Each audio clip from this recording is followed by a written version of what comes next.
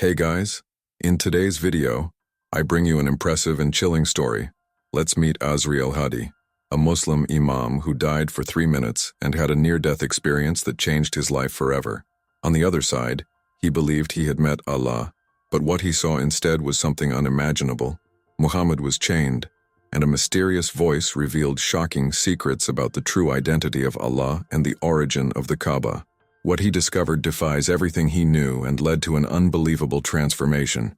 So, before we start, leave your like, subscribe to the channel so you don't miss any content like this, and activate the bell to receive all notifications. Now, get ready for an intense and surprising journey. My name is Azri al-Hadi. If you had asked me even a year ago, I would have told you that my faith was unshakable. I was a servant of Allah, a respected imam, a man who dedicated his life to teaching Islam. But what I saw, what I experienced, destroyed everything I believed. I was born in Damascus, Syria, in a devout family. My father was a scholar, my mother a pious woman. From an early age, I learned to recite the holy words, to bow my forehead to the ground 5 times a day, to fear Allah and seek His mercy. There was no room for doubt. Islam was the absolute truth. When I had 35 years, war and political instability forced me to leave my homeland. With my wife and young daughter, I immigrated to the USA, seeking a safe life. It was a culture shock, but my faith remained strong. In Dearborn, Michigan, I established myself as an imam and soon became a reference in the community. The mosque was my second home. I preached to hundreds, counseled believers, taught young people to recite the Quran. I felt like a pillar of faith. Nothing could shake me. Then came the illness. The diagnosis was a sentence. Stage 4 pancreatic cancer. The doctors were direct.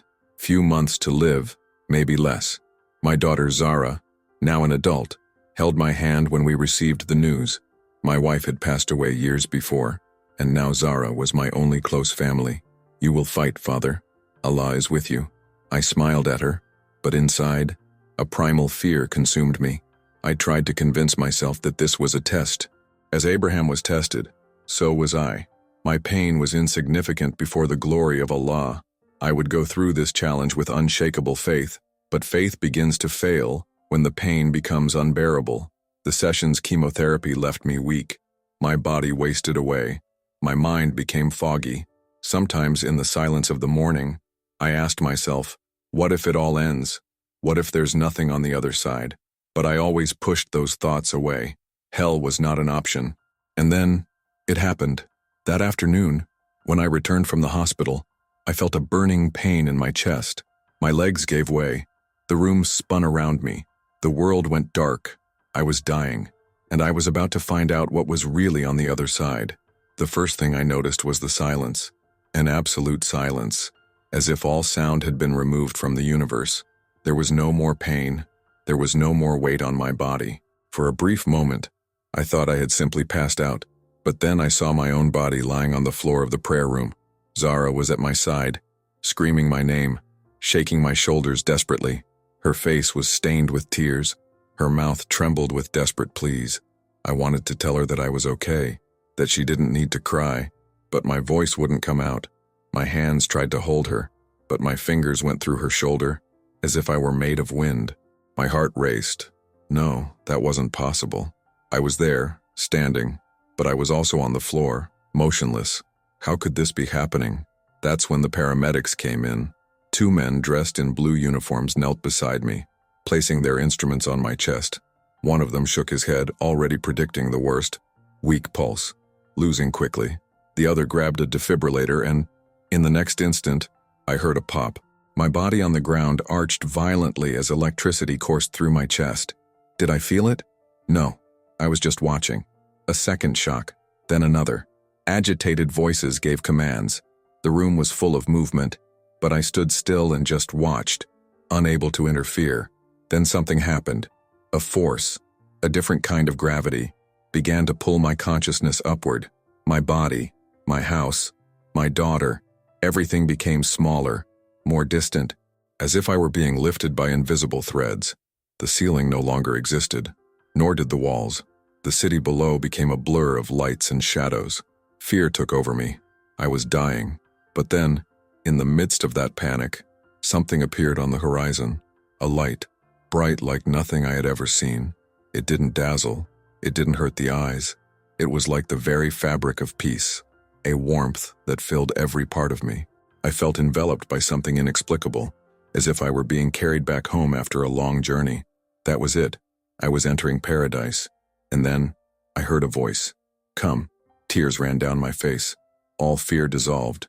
I had spent my entire life praying for this moment. Now, finally, I was going to meet Allah, but I still didn't know that the truth was far more terrible than any hell I had imagined. The light surrounded me completely, and for a moment I felt an indescribable peace. My body, or whatever was left of me, seemed to float gently toward that glow. It was a feeling that human words cannot describe. The weight of the years, the pain of illness, the fear of death, everything had disappeared. I was at home. I had finally found Allah. As I approached the light, sounds began to fill the void around me. At first they were just distant murmurs, but they soon became clear and familiar. I recognized my mother's voice, singing the old lullabies from my childhood. My heart, if I still had it, tightened with emotion. Was it possible? Would she be waiting for me on the other side? Then I heard my father's deep voice, reciting the Quran with the devotion of a man who had never doubted. He had died so many years ago, and now I could hear him again. Hot tears streamed down my face as I took in every note, every word, every memory. It was proof that everything I believed in was real. Jannah was waiting for me. I was saved. Suddenly, the light began to change. The transition was subtle at first, almost imperceptible. The temperature dropped. The golden glow gave way to a pale, almost gray tone. The voices that used to calm me started to sound wrong. They no longer had the same sweetness. There was something forced, something mechanical about them. My mother still sang, but her melody became distorted, grotesque. My father's tone sounded strange, as if he were shouting under a blanket of grief. I looked around me. Where there were once green fields and crystal-clear rivers, now only arid and barren lands remained. Trees twisted, as if they were dying before my eyes. The air carried a rancid smell, a mixture of burnt flesh and rot. I tried to move, to escape that place, but my body wouldn't obey me. So, I listened, shouting. In the distance, sounds of suffering echoed, anguished cries that overlapped each other. What was that? This couldn't be paradise. I tried to recite the sacred words, but they came out wrong. My mouth moved, but the sounds I knew from childhood didn't come. A feeling of horror came over me. Something was very, very wrong. It was then that I saw him. At first it was just a silhouette in the distance, but as my eyes adjusted to the dim light, the throne became visible, and above him, a figure. His countenance was familiar. The long beard, the white robes. There was something about him that I recognized immediately. The shock hit me like a blow to the chest. It was Muhammad, and he was chained. My heart, or whatever was left of me in that state, stopped. I wanted to believe that my eyes were deceiving, that this vision couldn't be real, but there was no mistake. Sitting on a throne of dark stone, surrounded by heavy chains that bound his arms and legs, was Muhammad, the prophet, the one I had followed all my life. His face conveyed neither fury nor arrogance. There was only pain. An overwhelming sadness marked his features, and his hands shook slightly under the weight of the chains. His gaze, deep and empty, was fixed on the floor. My chest tightened in panic. I wanted to run to him, free him, do something, anything to understand what was happening. "O Prophet," my voice was choked. "Why are you like this? What did they do to you?" He didn't respond. His mouth opened slightly as if he wanted to say something, but then his eyes closed, and a single tear slid down his face. It was at that moment that I noticed the most terrible sound of all: silence. A heavy silence, which seemed to contain more truth than any words. My instinct told me to run, but my feet were rooted to the ground.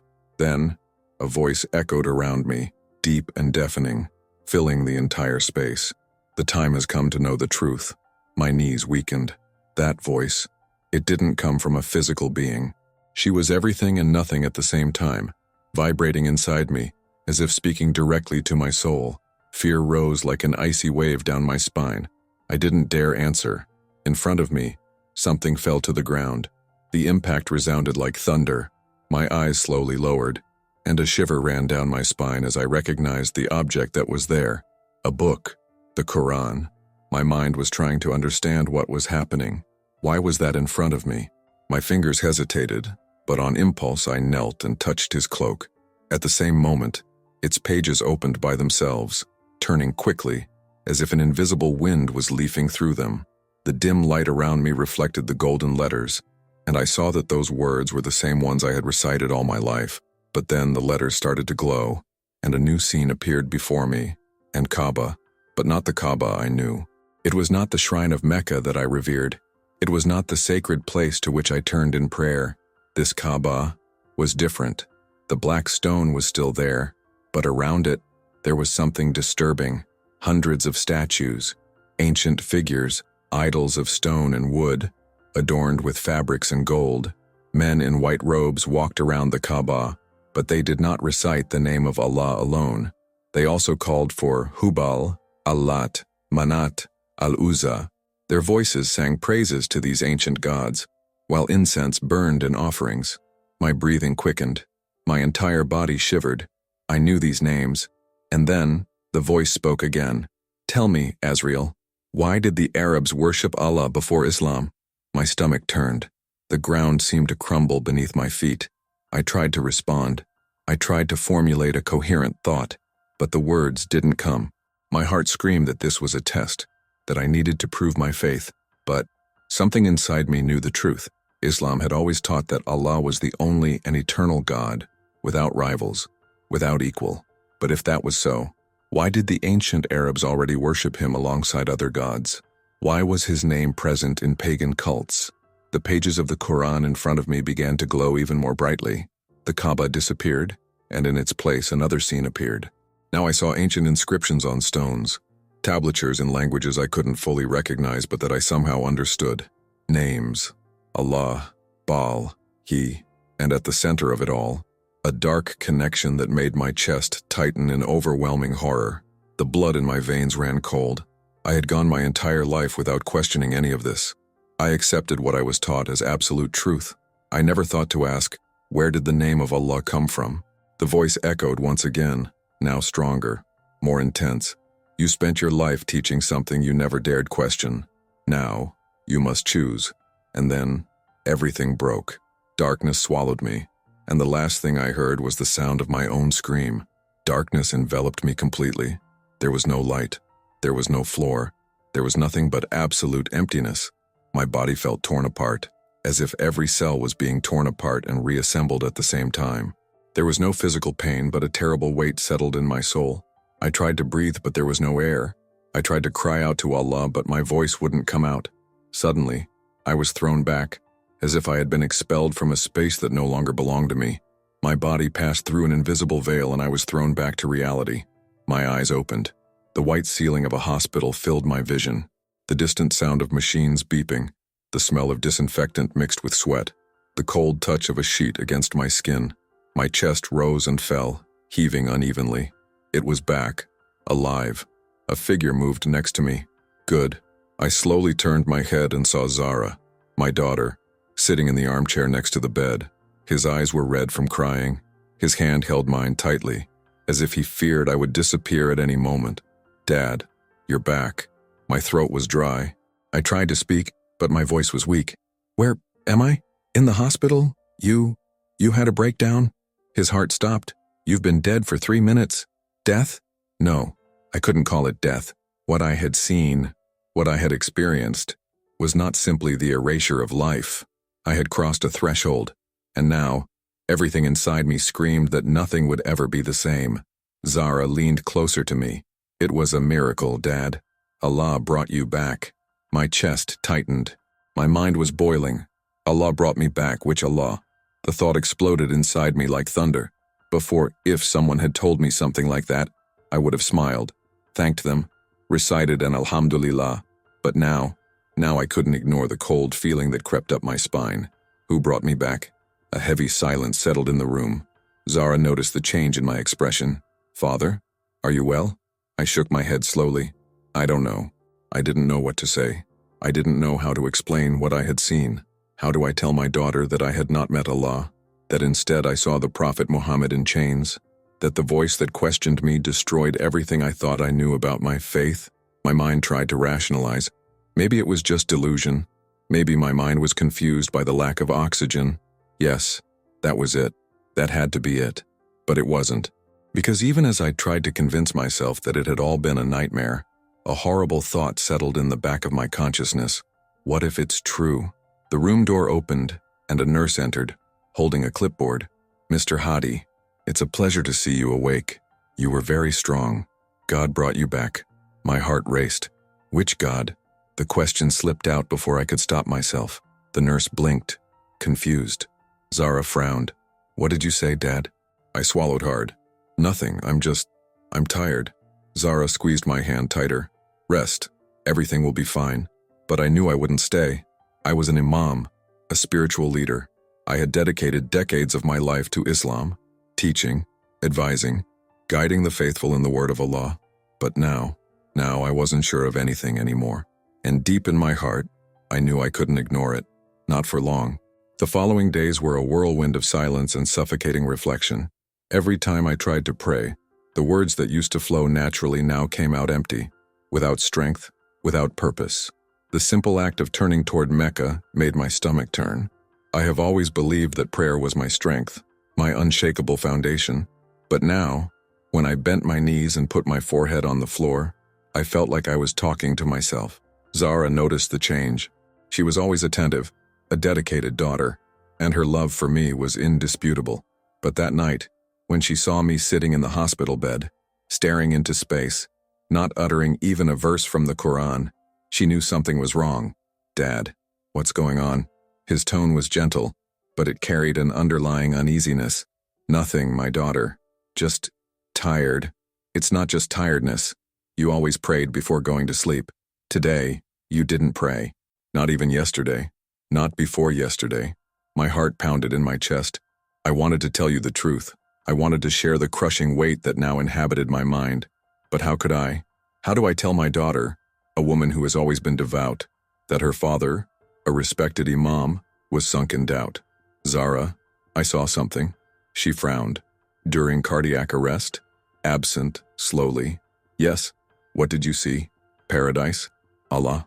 I opened my mouth, but I couldn't speak. It was as if my own body refused to speak the words. How could I tell you? How can I explain that? Instead of heavenly glory, I saw Muhammad in chains and a voice questioning me about Allah's true identity. The silence prolonged. Zara took my hand in hers. "Dad, you can tell me anything." I swallowed hard. "I don't know what I saw." She frowned even more. "What do you mean?" I thought I knew what awaited me on the other side. But now I'm not sure of anything anymore. Zara's eyes glittered with a mix of confusion and fear. "Father, this is Shaitan testing you. You know that. Doubts are a trap. You need to strengthen yourself. You need to pray more. Allah brought you back because you have not yet finished your mission here." I wanted to believe that. I wanted it with all my heart. But deep down, there was something that haunted me. If Allah brought me back, why wasn't He there when I died? Zara watched me closely. I could feel her worry growing by the second. "What did you see, Father?" I shook my head. "Nothing I can explain." She bit her lower lip, like she did when she was nervous, and squeezed my hand tighter. "You need to trust in Allah. Make dua. Talk to a sheikh. This will pass." I smiled lightly to reassure her, but inside, I felt like nothing would happen. Something inside me was breaking, and I didn't know how to stop it. That night, when Zara finally fell asleep in the armchair next to my bed, I lay awake, staring at the ceiling. The words of the voice I heard in my NDE echoed in my mind like an incessant hammer. "You spent your life teaching something you never dared question." I needed answers, but I knew that looking for them would cost me everything. Over the next few days, the restlessness within me only grew. My body was in the hospital, but my mind was trapped in that other place, in that moment when I saw everything I believed in crumble before my eyes. The voice still echoed inside me, questioning what I had never had the courage to question. Every time someone told me that Allah brought me back, a silent pain grew inside me. I wanted answers, but I knew I couldn't seek them openly. He was no longer welcomed at the mosque. Some fellow believers visited me in the first few days, bringing prayers and words of encouragement, but something in my expression kept them away. I saw them exchanging glances with each other, as if they could sense my hesitation. It was then that the rejection began. Zara had gone out to get some things from home, and I was alone in the room when my phone rang. Was Ahmed Faisal, one of the most respected religious leaders in the community, my friend for more than 3 decades. I answered, feeling a knot in my stomach. Assalamu alaikum, brother. His voice was calm, but carried a tone that I knew well. Wa alaikum assalam. We've been hearing some things, rumors, about you, about doubts. I want to believe it's just gossip. My mouth went dry. I just need some time to process what happened. Ahmed. The silence on the other side lasted long seconds before he spoke again. Azriel, an imam does not doubt. A leader does not waver. If your faith is weakened, it needs to be strengthened. Return to the mosque. Show the community that you are still an example. A knot formed in my chest. I knew what he really meant. Get rid of this doubt before it destroys you. His breathing sounded heavier on the other end of the line. You are my friend, Azriel. But I need to know, do you still believe? What should I say? I wanted to answer, yes, but something inside me refused to lie, and the silence was too long. Brother? Ahmed insisted, his voice becoming more tense. I swallowed hard. I don't know. The silence now seemed infinite. My heart was beating hard. Then, Ahmed sighed and his voice changed. It was cold, distant. Then I'm afraid there's no place for you among us anymore. My chest tightened. Ahmed, you need to choose. The connection was cut. I held the phone, my hand shaking. I knew what that meant. I was no longer welcome. That same night, my daughter received a message from the mosque committee. I was removed. Zara cried, screamed, begged me to recite the Shahada there, in front of her, so that she would know that I was still a Muslim. But I couldn't. She pulled away, looking at me with a pain that tore me up inside. You're condemning us, Father. I wanted to say no, that I just wanted to understand. But at that moment, I realized that my search for answers was already costing me everything. And yet, I knew I couldn't stop. The next morning, while looking out the hospital window, someone knocked on the door.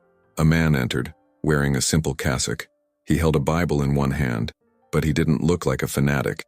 His gaze was calm but curious. Padre Elias Montgomery. He extended his hand.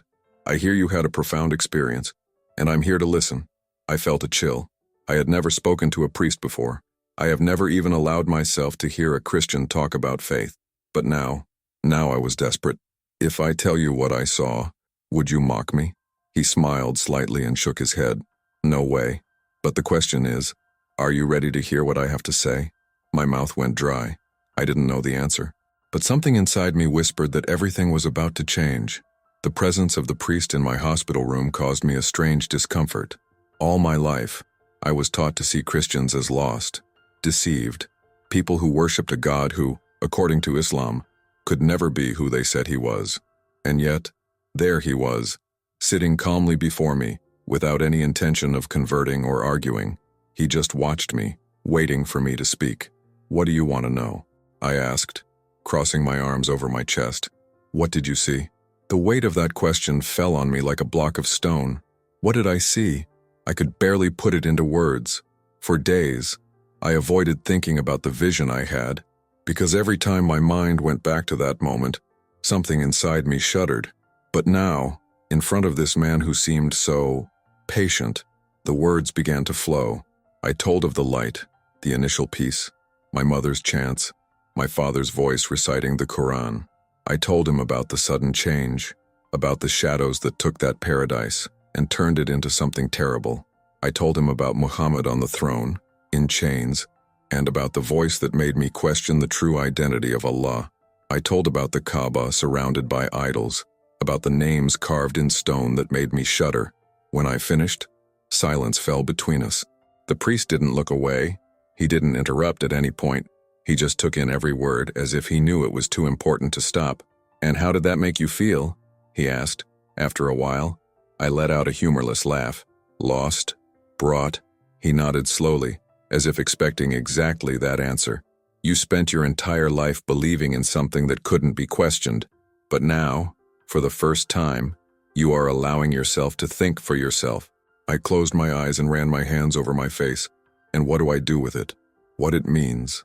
He sighed and rested his elbows on his knees, leaning forward slightly. Can I ask you a question, Azriel? I nodded, hesitantly. During your experience, did you see Jesus? The question caught me off guard. Jesus? No, I didn't see him. He smiled slightly, as if it said more than I could understand. Interesting. You saw Muhammad in chains. You heard a voice question the true identity of Allah. You have seen revelations about the Kaaba and the idols. But he didn't see Jesus. I felt a shiver down my spine. What does this mean? The priest opened his Bible and ran his fingers through its worn pages until he stopped at a specific passage. He looked at me and read, in a firm and confident voice, I am the way, the truth, and the life. No one comes to the Father except through me. The verse remained in the air, as if it were permeated in the very atmosphere of the room. I swallowed hard. John 14:6. He closed the Bible and looked at me. Do you know what this means, Azriel? My mind writhed to find an answer, but I knew the truth was obvious. It means there is only one way. He nodded. And you need to ask yourself, why wasn't Jesus where you went? My thoughts spun. That didn't make sense. Jesus was just a prophet in Islam. He was not the Son of God. He was not divine. And yet, what scared me most wasn't what the priest said. It was the fact that, deep in my heart, I knew he was right. That night I slept with difficulty. My hands were shaking. My chest felt heavy with an invisible weight. And then, the dream came. I was before the throne again. But this time, Muhammad. He was no longer chained. He looked at me with a different expression. There was no pain. There was no sadness. Just a silent melancholy. His lips opened and he said just 3 words. Go and find the truth. I woke up with a start, cold sweat covering my forehead, and for the first time, I knew exactly what I needed to do. The next morning, as sunlight filtered through the hospital curtains, I sat up in bed feeling like something inside me had changed. The dream still vibrated in my mind like a persistent echo. Muhammad was no longer chained, and his words continued to haunt me. Go and find the truth. I could never have imagined that these words would come from the Prophet himself. It challenged everything I believed. But if he himself was telling me to look for it, then how could I ignore it? Zara entered the room, holding a bottle of water and a worried look on her face. You look different today, Dad. I hesitated. I didn't know how to tell her what was going on inside me, but something in her expression said she already understood. I need to get out of here. I need answers. She blinked in surprise. Answers about what? I took a deep breath. About God. About the truth. The silence that followed was crushing. Zara looked at me as if I were a stranger. His face turned pale. His mouth parted, but no words came out. When he finally spoke, his voice was shaky. You are speaking like an unbeliever. The pain in his eyes cut me like a blade. I'm not a non-believer. I just need to understand. Understand what?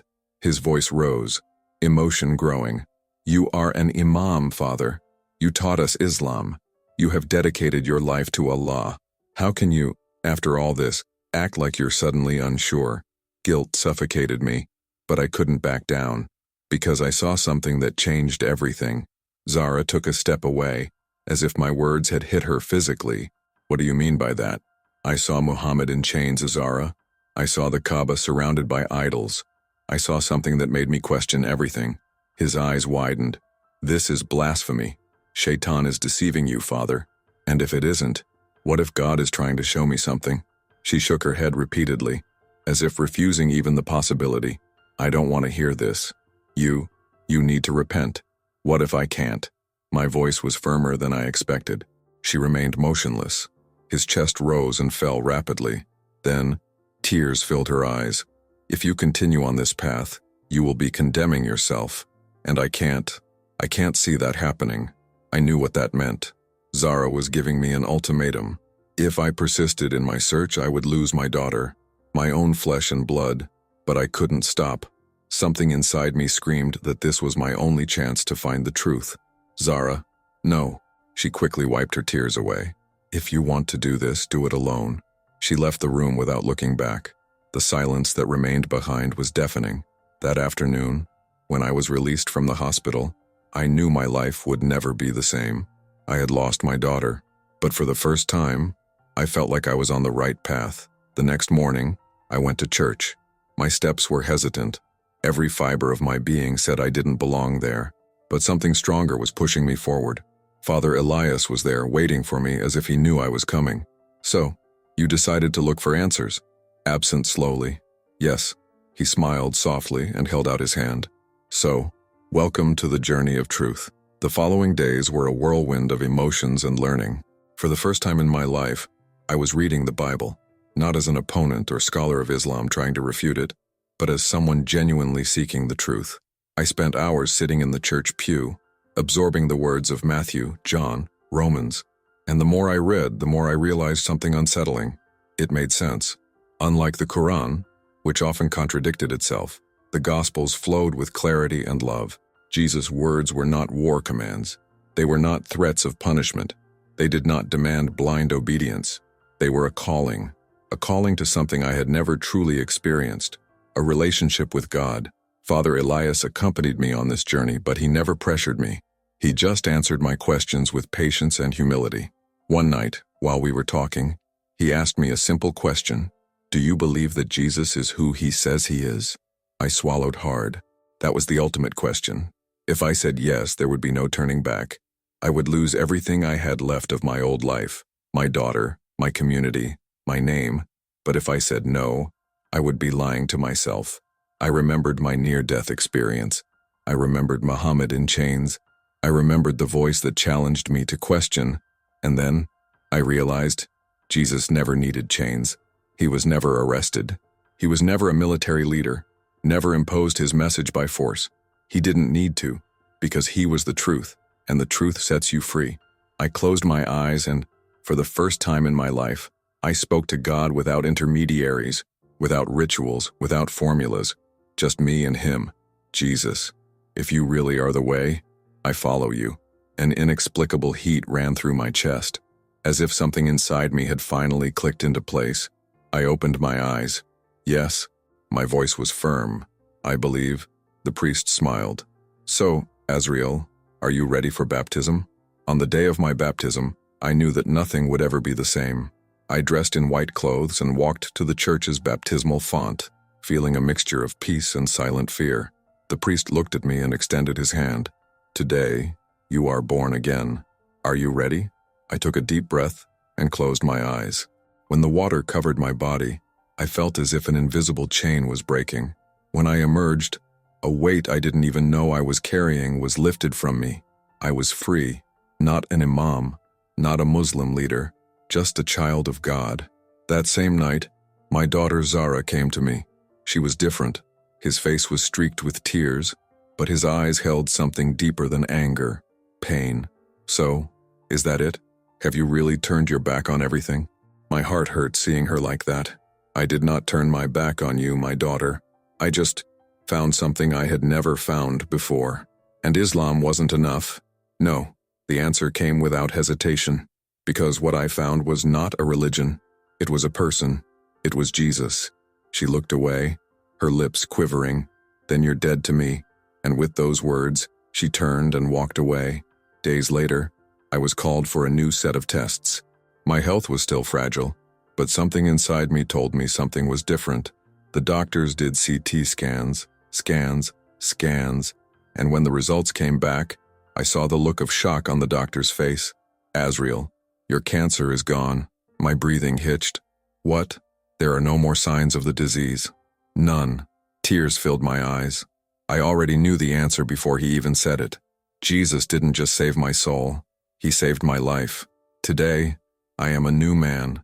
My old life died the day I was baptized. The Azriel I knew is no more. Now, I live for Christ. And for the first time, I am truly alive. If you liked this beautiful spiritual testimony, leave a like, comment on your impressions, subscribe to the channel, and don't forget to activate the notification bell to watch each new video and help us spread this message to a greater number of people. Until next time.